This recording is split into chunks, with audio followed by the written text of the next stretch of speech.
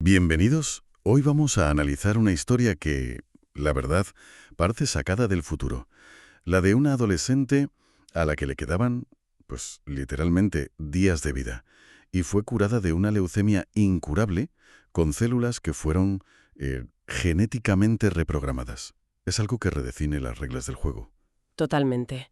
Y para entender la verdadera magnitud de este hito, la proeza científica que supone, primero tenemos que entender bien al enemigo. Una enfermedad que de forma muy perversa convierte a nuestras propias defensas en nuestros peores verdugos. Exacto.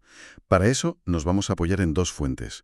Por un lado, un informe muy completo del Hospital Sirio-Libanés que nos va a dar la base, el quién es quién de la leucemia. El mapa del problema, digamos. Eso es. Y por otro, el artículo de G1BBC que narra esta increíble historia. Y sobre todo, la ciencia que hay detrás. La idea hoy es conectar esos dos mundos. El problema, que es devastador, y la solución, que es casi milagrosa. Y ver cómo una comprensión profunda de la biología nos está permitiendo por fin empezar a reescribirla. Pues vamos a ello. Empecemos por lo básico, pero sin perder de vista a dónde vamos. La leucemia. La palabra nos suena a todos, pero ¿qué ocurre exactamente dentro del cuerpo? El informe habla de la médula ósea como el epicentro. Exacto. La médula ósea es la fábrica de la sangre. Pensemos en ella como una cadena de montaje. Bueno, increíblemente sofisticada. Produce glóbulos rojos, que son los camiones de reparto de oxígeno, Ajá. plaquetas, que son el equipo de reparación para tapar heridas, y glóbulos blancos, que son el ejército de defensa. Un ejército con distintas unidades. Linfocitos, mieloides. Precisamente. En la leucemia, lo que ocurre es que un error en el ADN de una de esas células precursoras, allí en la fábrica, hace que empiece a producir en masa una versión defectuosa de un soldado, una célula cancerosa. O sea que no es solo que tengamos un soldado que no sabe luchar, es que además se clona a sí mismo sin parar. Ahí está la clave.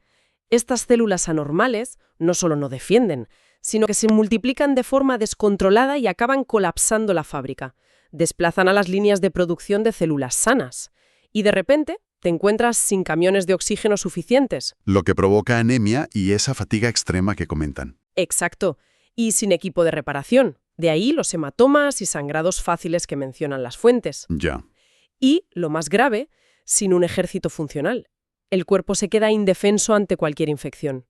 Ese es el mecanismo central de la leucemia. Por eso es tan devastadora. Entiendo. Entonces, cuando las fuentes hablan de leucemia aguda o crónica, o linfoide y mieloide, en el fondo se refieren a dos cosas: la velocidad del desastre y qué tipo de soldado defectuoso es el que se está multiplicando, ¿no? Has dado en el clavo. Las agudas son una emergencia, progresan en semanas. Las crónicas son más lentas. A veces se descubren por casualidad en un análisis. Vaya. Y si el problema está en los linfocitos, es linfoide. Si está en otras células, es mieloide. Pero el principio es el mismo. El sistema de defensa se ha vuelto contra sí mismo. Una de las cosas que más me impactó del informe es que los primeros avisos del cuerpo son, increíblemente sutiles. Se habla de fatiga, fiebre, infecciones, cosas que cualquiera podría achacar a una mala semana, vamos. Y ese es el gran peligro que se enmascara muy bien. La fatiga, por ejemplo, no es la de he dormido poco. Es una debilidad constante, profunda, causada por la anemia. Es la sensación de que al cuerpo le falta combustible. Claro, no le llega el oxígeno. Y las infecciones constantes serían porque el ejército está compuesto por soldados de cartón piedra, ¿no? Precisamente. Los glóbulos blancos están ahí, su número puede incluso ser altísimo en un análisis, pero son inútiles. Por eso esas fiebres que no se van, esos resfriados que se complican, son una señal de alerta fundamental. Entiendo. O ver que te salen moratones sin saber cómo, o que te sangran las encías al lavarte los dientes. Son pequeñas señales de que el sistema no funciona. Y si la cosa avanza, el informe menciona síntomas más duros, como dolor en los huesos. Me imagino que es por la propia médula, la fábrica, que está a reventar de células cancerosas. Exactamente. La presión dentro de los huesos aumenta, o la hinchazón de los ganglios, del bazo. Son los cuarteles del sistema inmunitario que se llenan de estas células defectuosas. Claro. Al final, el diagnóstico se confirma mirando directamente a la fábrica. Se hace una biopsia de médula ósea Y ahí es donde las pruebas genéticas son cruciales, para saber exactamente qué instrucción del ADN se ha corrompido. Vale. Creo que tenemos una imagen clara del enemigo. Un enemigo interno que usa nuestras propias células.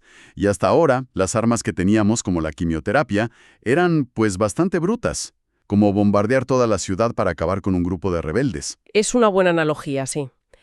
La quimioterapia ataca a todas las células que se dividen rápido, sean buenas o malas. Es efectiva, pero con un coste altísimo para el paciente. Pero aquí es donde la historia de Elisa Tapley, la que cuenta la BBC, lo cambia todo. Pasamos del bombardeo de racimo a la cirugía de precisión molecular. Es casi otro paradigma. Es que es otro paradigma. La historia de Alisa es fundamental porque ella ya había pasado por todo el arsenal convencional. Quimio, trasplante de médula, nada había funcionado. Su leucemia, una linfoblástica aguda de células T, era intratable. O sea que los médicos... Los médicos le habían dado la única opción que quedaba, los cuidados paliativos. Estaba en un callejón sin salida. Y entonces le ofrecen participar en un ensayo clínico con algo que el artículo llama edición de bases, que es exactamente, suena muy potente. Lo es. Pensemos en el ADN como un manual de instrucciones gigantesco con 3.000 millones de letras. Estas letras son las bases químicas, A, C, G y T. Vale. Lo que hacía la tecnología anterior, como el famoso CRISPR, era como usar unas tijeras para cortar y pegar fragmentos del manual. Era revolucionario, sí, pero a veces podía cortar donde no debía. Con el riesgo de crear nuevos problemas, claro. Exacto. La edición de bases es mucho más sutil.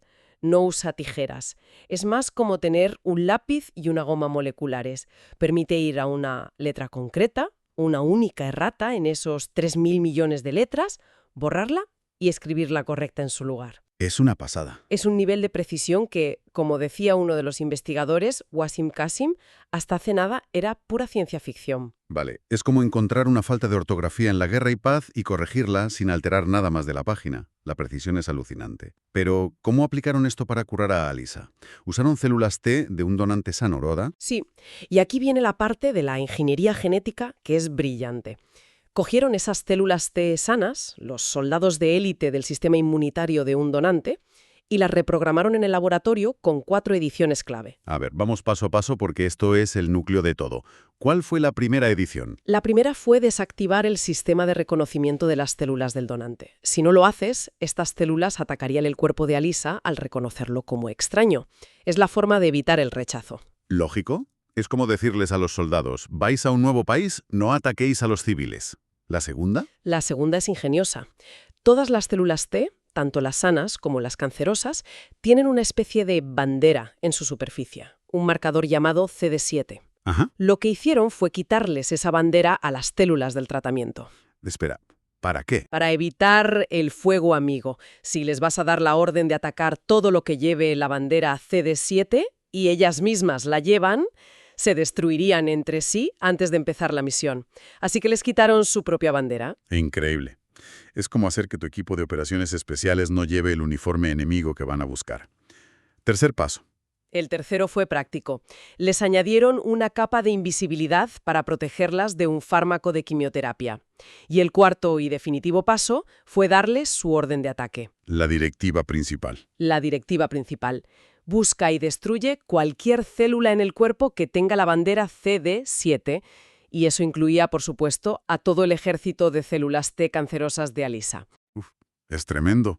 O sea que si lo entiendo bien, le infunden estas supercélulas T editadas y ellas se dedican a hacer una limpieza completa. Borran todo el sistema inmunitario de células T del paciente, tanto el canceroso como el que le quedara sano. Exactamente. Es un reseteo total. Durante unas semanas, estas células cazadoras hacen su trabajo. El artículo cuenta que al cabo de 28 días, Alisa estaba en remisión. El cáncer había desaparecido. ¿Y después? Porque te quedas sin sistema inmunitario. Ahí viene el segundo acto. Una vez que el campo de batalla está limpio, le hacen un segundo trasplante de médula ósea, esta vez convencional, para que su cuerpo pueda construir desde cero un sistema inmunitario completamente nuevo y ahora sí, sano. Es una estrategia de tierra quemada, pero increíblemente dirigida. Eliminarlo todo para poder reconstruir. Y la pregunta del millón. ¿Funcionó?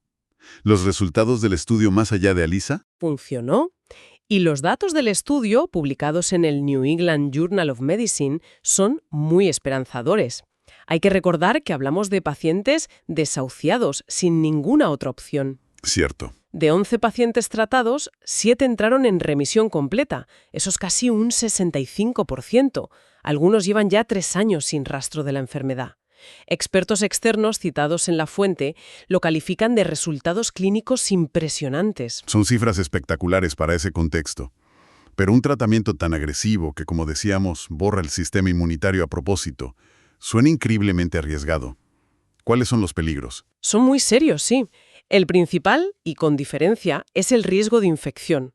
Al dejar al paciente sin defensas durante semanas, cualquier bacteria o virus inofensivo se puede convertir en una amenaza mortal. El caso de Alisa, que narra el artículo, es un buen ejemplo de eso, ¿no? Sí, es muy gráfico. Pasó 4 meses ingresada en una habitación aislada.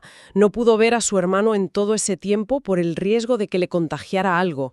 Es un peaje físico y emocional altísimo. Ya ves. Y hay otros riesgos, más allá de las infecciones. El artículo mencionaba que el cáncer a veces huye. Sí, ese es el segundo gran desafío y demuestra lo astuto que puede ser el cáncer. En 2 de los 11 pacientes, las células leucémicas mutaron y simplemente dejaron de mostrar la bandera CD7 en su superficie. Se quitaron el uniforme. Exacto. Se volvieron invisibles para las células T modificadas. La terapia ya no podía reconocerlas y la enfermedad volvió. Es una carrera armamentística constante a nivel molecular. Entonces, si ponemos todo en la balanza, ¿qué significa este avance para el futuro? No es una cura milagrosa universal, pero es una puerta que se abre. Es una puerta enorme que se abre. Demuestra que este nivel de ingeniería celular no es ciencia ficción. Es una realidad terapéutica y abre el camino para usar estrategias similares contra otros tipos de leucemia o incluso otros tipos de cáncer. Estamos aprendiendo a darle a nuestro sistema inmunitario las herramientas exactas que necesita para ganar la batalla. Y el impacto humano es innegable. La historia de Alisa cierra el círculo de una forma muy potente. Totalmente. Ahora está bien, lleva una vida normal, se prepara para ir a la universidad y, lo más inspirador de todo, dice que quiere dedicarse a investigar los cánceres de la sangre. Ella misma, que fue salvada por esta ciencia de vanguardia, ahora quiere contribuir a desarrollarla. Es la encarnación de la esperanza que esta tecnología representa. Es una historia asombrosa. Hemos partido de una enfermedad que convierte a nuestras defensas en una amenaza y hemos llegado a una ciencia que, de forma casi poética, las reconvierte en una cura ultraprecisa. Es un cambio de mentalidad absoluto. Sí, porque el avance va más allá de la leucemia. Nos demuestra que estamos entrando en una nueva era de la medicina. Una en la que no solo tratamos los síntomas o atacamos las consecuencias de un código genético defectuoso, sino que podemos entrar en ese software de la vida y corregir los errores en su origen. Lo que inevitablemente nos lleva a pensar un paso más allá. Claro, la pregunta que queda flotando es fascinante y compleja. Si ya podemos reescribir con esta precisión el código genético para curar una enfermedad tan devastadora, ¿dónde ponemos los límites? ¿Qué otras instrucciones de nuestro cuerpo podríamos empezar a considerar editables? Y sobre todo, ¿cómo va a cambiar eso nuestra definición de lo que es estar sano? De lo que es una enfermedad o incluso de lo que significa ser humano. Es una conversación que como sociedad apenas estamos empezando a tener.